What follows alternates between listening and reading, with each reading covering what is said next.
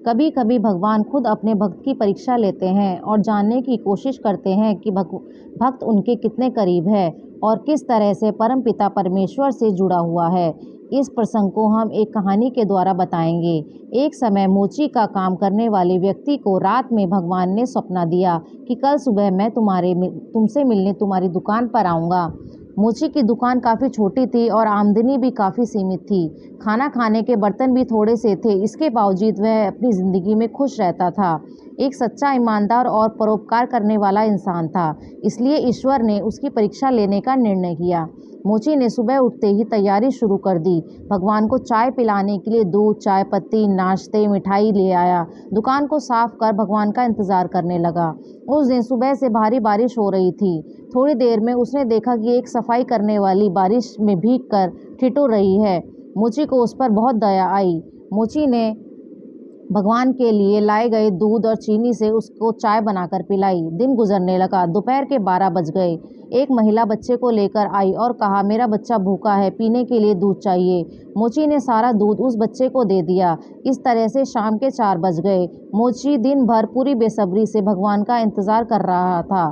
तभी एक बूढ़ा आदमी जो चलने में नाचार था आया और कहा, मैं भूखा हूँ और मुझे कुछ खाने को मिल जाएगा क्या?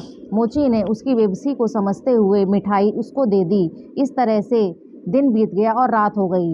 रात होते ही मोची के सब्र का बांध टूट गया और वह भगवान को उल्हाना देने लगा, वाह रे भगवान वाह, आपने मुझे स्वप्न देकर वादा किया था कि आप मेरे आज दुकान पर आओगे। क्या मैं गरीब ही मिला था मुझे बेवकूफ़ बनाने के लिए? तभी आकाशवाणी हुई। भगवान ने कहा, आज मैं तेरे पास एक बार नहीं 3 बार आया और तीनों बार तेरी सेवाओं से बहुत खुश हुआ और तू मेरी परीक्षा में पास हो गया है। इस कहानी से हमको ये शिक्षा मिलती है कि किसी भी मजबूर या ऐसे व्यक्ति जिसको आपकी मदद की ज़रूरत है, उसकी मदद ज़रूर करनी चाहिए, क्योंकि शास्त्रों में कहा गया है, नर सेवा ही नारायण सेवा है और भगवान परीक्षा लेने के लिए किसी भी रूप में आ सकते हैं। इसलिए कभी आपके सामने कोई ऐसा व्यक्ति जिसके सेवा आप करना चाहते हो तो कर देनी चाहिए।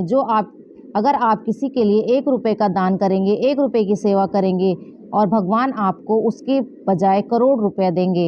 इसलिए कभी भी हमें ये नहीं सोचना चाहिए कि हमें सिर्फ मंदिर में ही दान देना है, बड़े बड़े तीर्थस्थल ही दान देना है। अगर आप भगवान के समीप रहना चाहते हैं तो किसकी तुच्छ मात्र 1 रुपये से 1 रोटी दान देकर भी उसका पुण्य कमा सकते हैं।